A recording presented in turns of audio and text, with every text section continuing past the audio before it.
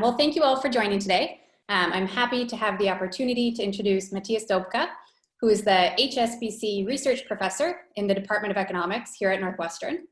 Matthias has published extensively on a range of topics, including economic growth and development and political economy. He recently published a book on the economic drivers of parenting styles, which was voted by Fatherly as one of the top 10 parenting books of the decade. And he's also done a lot of very important work on gender inequality. And today he's going to discuss how the recent COVID-19 crisis has differentially affected men and women in the labor market. All right, take it away, Matthias. Thanks everybody for being here. It's great to be able to present in this forum again, even if in slightly different circumstances compared to before. Let me share my slides. So this is a paper on the impact of the current economic crisis related to the coronavirus on gender equality. I am sitting at home, like many of you, with a lot of homeschooling. My co-author Michelle is also doing the same thing. The secret to getting any work done these days is to have co-authors who don't have children yet. And so a special shout out to Jane Olmsted-Ramsey, who is also on this project and is in the room today, and also Titan Alon, who's another co-author in San Diego. So first question to maybe address is why should we worry about gender in this moment? Isn't there really bigger things to worry about? And we want to argue that this is actually not a fringe issue, but really a quite central thing, I think, to worry about at this particular time. Now, right now, we have really two different crises going on. One is the health crisis. There's the COVID-19 disease, and that happens to kill, in fact, a lot more men than women. So that is one aspect of gender inequality. But our work is more about the second crisis that's going on, which is the economic crisis. Because we have lockdown, because everybody has to be at home, because the people can't go to work, there's a huge recession going on target to be perhaps the largest since the Great Depression in the 1930s. And we argue that this depression we are currently undergoing has an important dimension of gender. It has, in particular, a very large economic impact on women. And that matters, for many different things. It certainly matters for welfare. It matters for who is affected by this crisis in which way. But it also matters beyond that. It matters for policy. I think this gender dimension has a lot to say about what appropriate policy responses are at this time and also later on in the recovery. And I'm going to argue that it will also matter for the wider macroeconomic repercussions in the years to come, not just in this immediate lockdown period, but also for the recovery of the recession and maybe in the next couple of years or so and beyond. Now, this is a fast-moving crisis, and so like most research done right now, this is also a project that is evolving all the time. So there's really three steps to this overall research program. What we started with is a paper that's already published in this new online journal about COVID economics. And this was written in March, so really before most of the impacts were being felt. And so at that point, it was really more about forecasting what would likely to happen to women versus men in this crisis and what this implies for how policy respond to these challenges. So it's more of a forecast, and I will talk a bit about this. But time has moved on, and so step two is to gather data as this crisis unfolds to see what the actual impacts are, if they line up with these expectations and what they tell us about the nature of this crisis. And so I'm going to show you some data today, mostly from other papers, because there's many projects like this going on right now that show you how the crisis so far has had different impacts on women and men and for what reasons. We have some of our own work on this too. So there's a study in the Netherlands, the LISS study, that has a survey running right now on childcare responsibilities and work responsibilities among Dutch couples during the lockdown. So we'll have those results soon, but I won't talk about those today. Now, ultimately, we're going to argue that these differential impacts have macroeconomic repercussions. And by training, most of us are, in fact, macro economists. And so we're interested in how the particular shape of this crisis is going to shape how deep the crisis is going to be and what the recovery is going to look like. And again, we're going to argue the aspect of gender will actually be very important for that. And to get to this aspect of the crisis, we are in the process of developing a macroeconomic business cycle model that has rich household heterogeneity, so different kinds of people in there, single people, married people, single moms, single dads, households raising kids together. And we're going to argue that this model predicts that the current crisis will be quite different in nature from recessions we have seen previously. We're going to use this to assess long-run impacts of the crisis and also use this model to think about policy options. I won't talk about this model today here.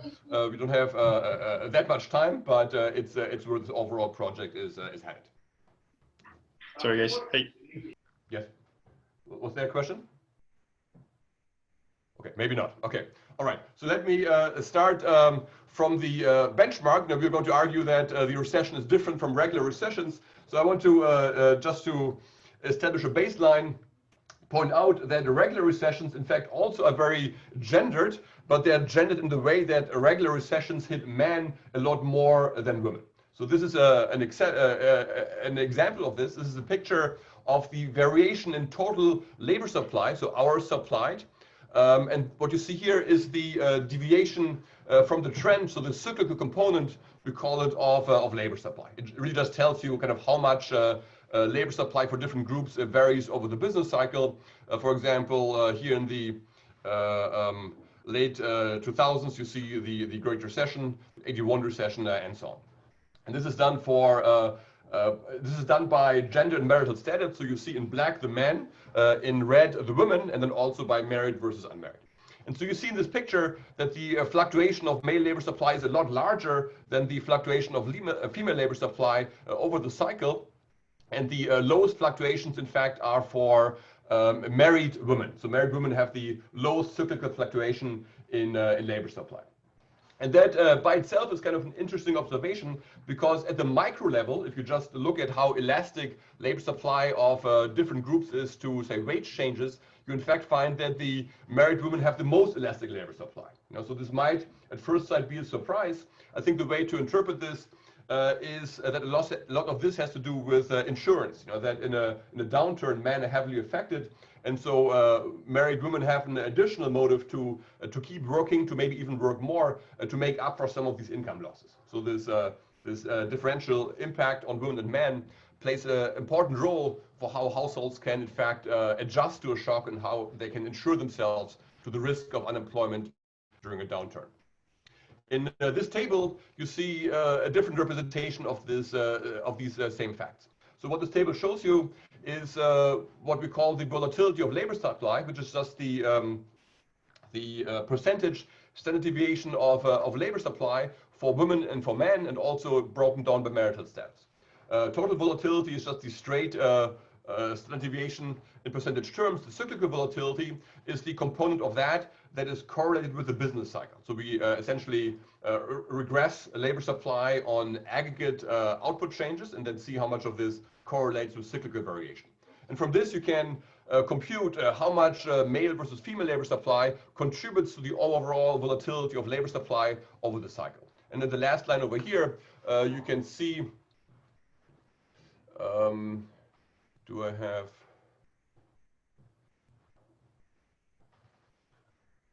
can't annotate on the screen apparently, that's okay. So what we have over here is the percentage breakdown in how much women versus men contribute to volatility. You see overall it is about 1/4 coming from women and about 3/4 coming from men, even though the actual distribution of hours is much more evenly distributed. If you break it down further by married versus single, you see that married women in fact make a very small contribution to volatility, a factor of more than 2, smaller than their contribution to overall labor supply. So the picture of this is that regular recessions hit men a lot more, women a lot less, and to some extent this reflects insurance within the family, that married women are able to make up, compensate for some of these job losses that a man are likely to face in a recession. Now, we are again in a big recession. We are probably the biggest recession since the Great Depression, but we argue that this recession is really distinct. It's quite different from pretty much any recession we have had before. And this is for 2 important reasons. The first important reason is which sectors are affected by this crisis. So we know that business cycles have different impacts on different sectors. Usual recessions, so pre-COVID-19 recessions, are concentrated in sectors that are very high in male employment. So examples of this are construction and manufacturing, where the male employment share tends to be very high. It's different this time. This time, construction and manufacturing are not particularly strongly affected. The sectors where the largest employment losses are so far are things like restaurants and hospitality in general, where actually a large fraction of women work. So just the sectoral composition of work tilts this time a lot more towards sectors where women work as opposed to where men work. So that's factor one that already tells you it's going to be different. A second one, which we think is ultimately even more important, is that a second dimension of this crisis is that schools are closed, that daycare is closed, that the requirements for childcare are massively higher than in regular times. And so somebody has to take care of all these children, and there's very clear indications that it's going to affect women a lot more than men. It's going to affect both, but in relative terms, women are going to have a bigger issue dealing with this and still being able to work compared to men. And for both of these reasons, this recession looks already now completely different from previous recessions, and that it's going to have important long-run implications for what this recession will look like, and what implications it will have for various economic outcomes in the longer term. Okay, so now let me show you some of the evidence establishing these points. So here's a simple table is extracted from this first paper that we wrote. So essentially what this work did was to look at connected data from the CPS and from the American Time Use Survey. So in the American Time Use Survey, you had a module a little while ago where people were asked about telecommuting. So are you able to work at home in your job in general? And do you actually work from home? Do you telecommute a given number of hours in a regular week? So you can break down people. You can also break down occupations by how easy it is to telecommute. And because we also see occupations, we can then also have a second sectoral classification where we check whether the sector is likely to be affected by the shutdown or not. For example, people who work in critical sectors such as healthcare are unlikely to lose employment right now. People who work in occupations or sectors that have to do with restaurants and hospitality are much more likely to be laid off. And so first thing we did is just look at this data and break down the fraction of women and men who are in critical sectors and who are in telecommutable sectors. But telecommutable would mean that you're more likely to be able to continue working from home in your basement, like I do right now, as opposed to somebody who is just not able to do that. And so you see here that the simple breakdown suggests that there's somewhat more men in the critical sectors. There's also more men in sectors with a high ability to telecommute. So this was just an initial assessment before this crisis really started, and there is some subtlety involved. So exactly how you define these thresholds can move this around in different ways. But no matter which way you break it down, it is very clear that there is no aspect of this data that suggests that men will be affected more than women as they usually are. So the best case scenario is it's about balance between women and men. More likely is it that in terms of occupations and sectors, women will have a somewhat higher impact than men in this crisis. Now, the second aspect is childcare. We have all these kids being at home, like my 3 boys right now. Somebody has to take care of these kids during the crisis. Who is going to do that? Well, it's going to some extent be a function of who is doing the childcare already. And we know that women on average do a lot more childcare than men do. The most extreme case of this is, of course, in terms of single parents, where there's only one parent at home, and therefore by default has to be the person that provides the childcare. In fact, even more than usually, because in usual times you might be able to rely on grandma or grandpa for childcare. You may be able to rely on a nanny. But with stay-at-home orders, many of those other opportunities are also gone. So the parents, even in terms of the share of childcare they have to do, is even higher than usual. But when it comes to single parents, the basic fact is that there's many more single moms than single dads. It's about 15 million single moms, less than 7 million single dads. If you look at the living arrangements of children today, you see that about 70% of children under the age of 18 live with two parents, 21% live with the mother only. So it's really a large fraction of kids that are in these single mom households, relatively few in comparison in single dad households. And so, first thing jumps out at you, clearly the single parent households will be very strongly affected by this. Having both childcare and keep on working is near impossible for many of these households. And there's many more women affected by this than men are. If you go beyond the single parent households, even among the married couples where there's two parents around, in principle, you also have a clear tilt towards women likely ending up with more of the work. One reason for that is that you can also break down these couples by whether they're working at all and whether they're working full-time and part-time, where you would assume that if you don't work right now, if you're a stay-at-home parent, and also if you work part-time, so if you have more hours available at home, you would be more likely to provide childcare during the crisis.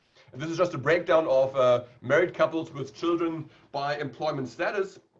And so you see that for the man, working full-time is by far the most common state. There's relatively few over here in the other cells over here. So 25% of men are working full-time while the wife does not work at all. 15% work full-time with the wife who works part-time, and 44% are in couples where both work full-time. In comparison, there's many more women who either stay at home and very importantly work part-time. So if you sum these cells over here, you get 17% of women working part-time. They are, I think, very likely to do a large fraction of the childcare during the crisis. Now, finally, we can focus in on those who both work full-time, where in principle you would have the highest potential for balance in childcare because the initial position is quite similar. But even there, you see in the existing data, so this is again the American Time Use Survey, that women do a large majority of the childcare. So this is time use, average hours spent on childcare for couples who both work full-time. So this is conditional on both having full-time jobs. And so you see that even here, the women do about 50% more of the childcare, so 10 hours compared to 7. If you look at all of these couples, if you look at couples that have at least one child under the age of 5, where childcare requirements are higher, you see an even larger gap. So about a bit more than 10 hours compared to close to 17 hours for the women. Okay. And so the existing distribution is already uneven. If the distribution of childcare in the crisis is in some way proportional to what you saw before the crisis, you would expect that even among couples who both work full-time, in the majority of cases, the women will have the larger proportional impact of these rising childcare needs, and therefore also a bigger problem in terms of being able to still combine their work, their career with raising these kids. Okay, so that gave you an overview of what we said essentially 3 weeks ago about what was likely to happen just based on what we know about the data from before the crisis. Of course, now it's 3 weeks later and we start to have some data coming in on what is actually happening. In fact, there's quite a bit of data coming in. Many people are now writing papers on breaking down the impact of the crisis in various dimensions. So I want to show you just a few pictures from the data that is starting to come in from various places. So the first one I will show you is from a study that Alexander Bick and Adam Blandon, two macroeconomists, are running. It's called Real-Time Labor Market Estimates During the 2020 Coronavirus Outbreak. So what these guys are doing is they're running an online survey that is supposed to replicate the CPS. So it's very much similar questions to the CPS. It is designed to be representative for the US population. So it's trying to give us real-time data of the same information the CPS will give us with some delay a few months down the road. So I just want to show you a few pictures from this data. First, the overall employment impact. So this is not yet broken down by gender. This is just to show you how big this crisis is already at this point. This shows you the employment rate for adults, both genders, 18 to 64. So everybody who is at work, the others would be either unemployed or out of the labor force. And this employment rate was a bit over 70%, 72 to 74% before the crisis. And then it dropped in March from 73 to 61%. So, a very large drop of about 12% in just a couple of weeks. This were the first weeks where the large unemployment claims were coming in, and now it has dropped by another 5% to 55%. Okay, so really historically low overall participation in employment. Quite shocking, really, increase in unemployment during this period overall. Different way of looking at this is in terms of the labor force participation rate. So this now breaks it down a bit more in terms of people who are not just unemployed, but also really left the labor force during this period. And so you see the participation rate also went from 76% to 66%. So the difference between the participation rate and the employment rate, that is unemployment. So you see unemployment has gone up a lot, but the overall employment loss is a lot larger because the participation rate also has fallen a lot. So the many people are now out of the labor force, but not actively looking for a job, and probably not on unemployment insurance either. So this gives you an impression of the dimension of what is currently going on. Now moving on to gender. Now we argued before, based on sectors of employment for women versus men, and also based on childcare needs, that the impact would be larger for women compared to men, and this is indeed what you see. So here's the same picture, the first picture broken down by gender. So over here you have the first three bars are men, the second three bars are women. And so you see initially somewhat lower employment rate for women. That was the case before the crisis, but both in absolute and percentage terms, it's a larger drop in employment for women over these rounds of the survey from before the social isolation to March 29 to April 12. A larger drop for women than men. And even if it was the same, even if you had the same drop for women and men, it would be really a shocking deviation, because in the usual recession, men have much higher employment losses. So even the same would be a big change, but you see it's actually larger for the women. So really a complete deviation from what you usually see in a crisis.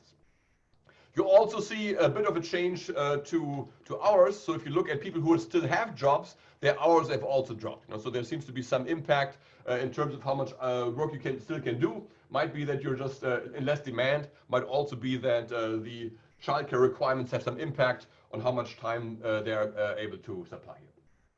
Okay, so this gives you a first impression that this is really completely different. You can also look at more data. So there's a few journalists who have looked at the state unemployment reports. There's some state unemployment reports that break things down by gender.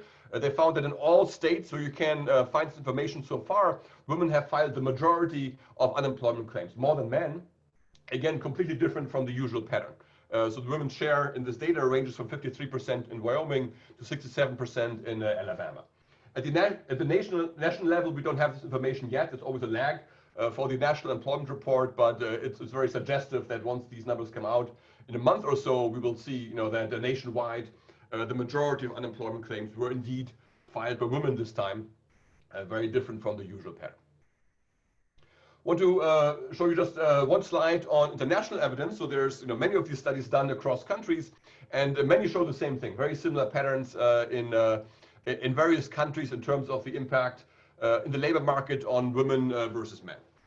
Now, one thing that is interesting that I want to point out here that relates a bit to the policy angle, which we might discuss later, is that the data across countries does suggest that policy, in fact, makes an important difference. And so this particular survey looks at real-time evidence similar to the previous paper for the United States. And it looks at the UK, US, and Germany. And there you find that women are more likely to lose employment in the US and the UK. But in fact, in Germany, it does not seem to have an impact. It's about the same for women and men in Germany. Still different than usual, but not this asymmetry we see in the US and the UK. And that does suggest that labor market institutions do matter. And what do I mean by that? So here's a picture from that paper.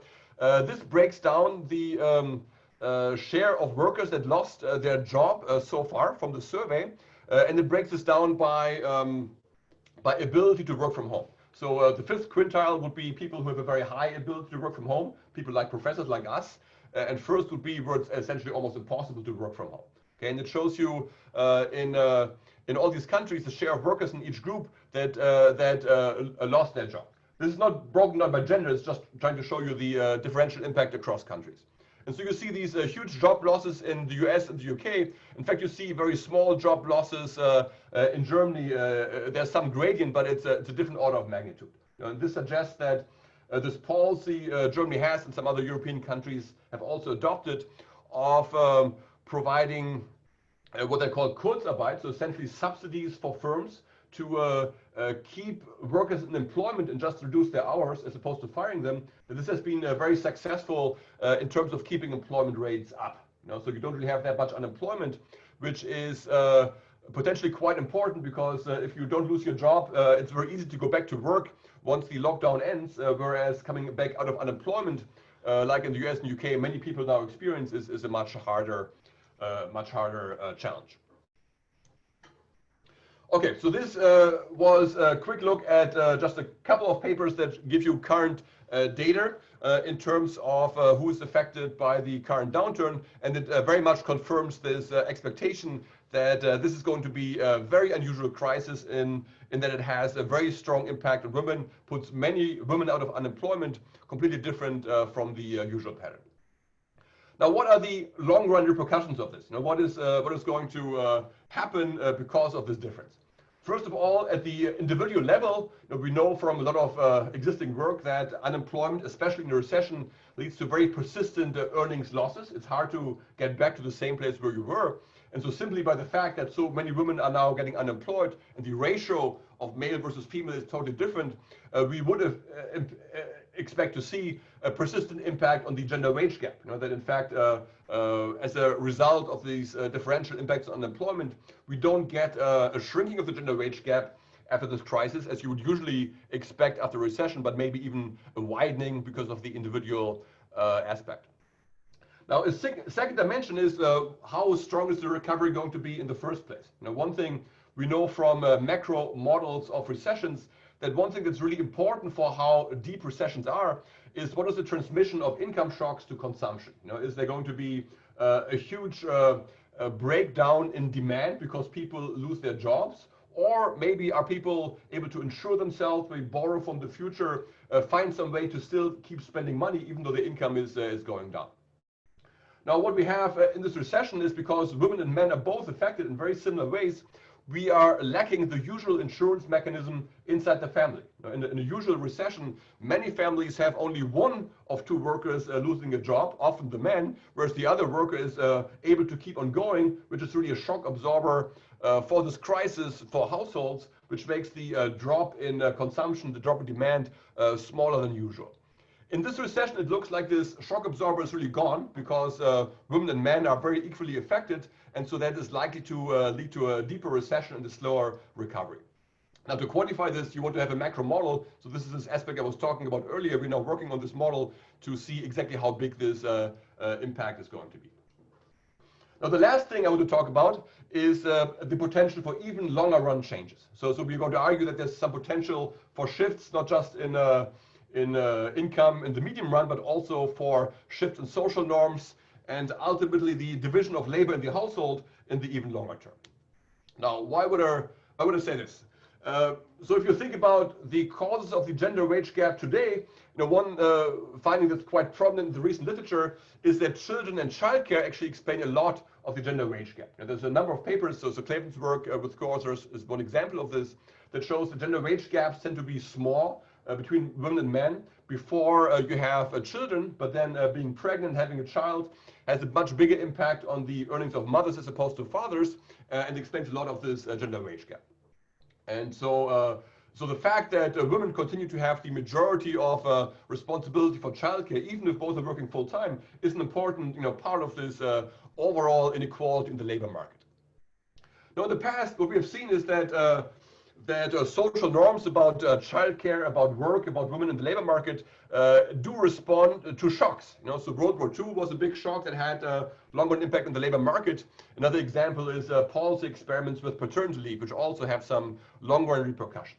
And so we in fact argue that maybe a bit of a silver lining of this crisis is that some of the changes we see now could have long-run repercussions that in fact would give you a more equal division of labor in the household and might therefore work to reduce the gender wage gap in the long term.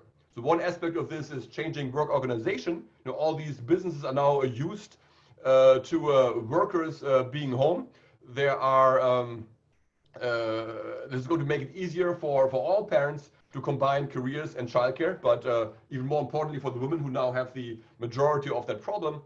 And perhaps also social norms. We now have a huge number of fathers having more responsibility than usual. Employers will realize that even some men have childcare responsibilities. And I think there's a real potential that this will shift some of the social norms that currently govern the division of labor in the household.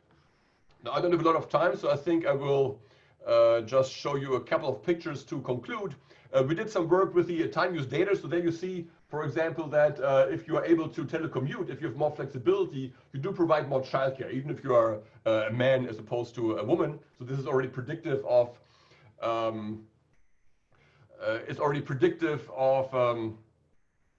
more flexibility, leading to a more even division in childcare.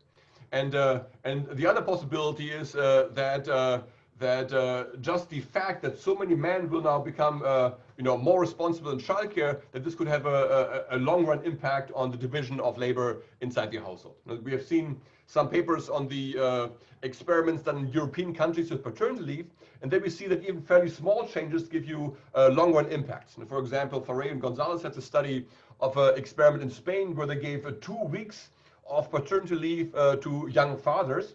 And if you think about this, 2 weeks is not much. It's a tiny fraction of the life of a child. But even this very small change in fathers involved in childcare had persistent impacts on the division of childcare between mothers and fathers.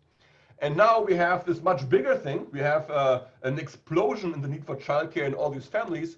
And in fact, we estimate that between 9 and 12% of families, we're going to have the father as the main provider of childcare, because the father is in a job where you can be at home, like a professor, and the mother is maybe a doctor who has to be at the hospital and can't be there. And so having these millions of men taking over, I think will have a potentially quite significant impact on how these social norms are going to evolve in the future. So last thing is just a couple of pictures on this. This is a picture of the childcare responsibilities during the crisis from this study I mentioned earlier for the US, the UK, and Germany. Look just at the US, so it's still that women do more, women in red, men in blue, but the men here report now that they do close to 5 hours of total childcare, the homeschooling plus childcare per workday. And so if you just multiply this by the number of days, this is at least 3 times the typical work these men do usually. So it's really an exposure, a treatment to childcare that is really out of proportion with anything we have seen before. The Spanish study shows that there's still some impact of gender roles. So this breaks down the change in the allocation of tasks in the family by gender and by task. What you see here is that in Spain, men do more of everything, but they do particularly more of shopping. So they're a bit more resistant on the childcare than on the shopping side. But even there, the relative distribution has shifted a bit more towards men. So the men are the gray bars here compared to women. And given that there's so much more in total, even that is a large additional exposure. Final picture is from German data. This is in German, so let me just tell you what it says. It's another survey that looks at couples who are currently at home, so where both parents are working from home, where at least one person is working from home, and it asks who is now having the primary responsibility for childcare during the crisis. And you see that women in dark blue over here still are more likely to be responsible, but you see a quite substantial share of families where the men are now the main provider of childcare. This share is usually very low. It's unusual for German men to be the main provider of childcare, and now already a large fraction is doing this. So this is really a big change. This is a bit like World War II, when millions of women were for the first time working in the factories. Now you have millions of men for the first time being a full-time father, being the main fathers. I think it's bound to have a long-term impact. So to summarize, we think the gender aspect is important because economically the impact on women is really the biggest distinction, we think, of the current great lockdown recession and the regular recession.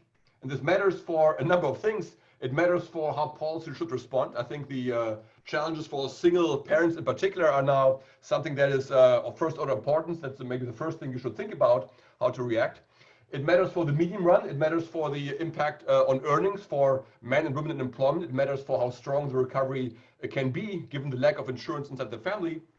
And finally, I think it will also matter for the long run response to social norms and gender equality, because what we're seeing right now is really an unprecedented increase in childcare, also in men's childcare. It is bound to have some impact on how this will be done in the future.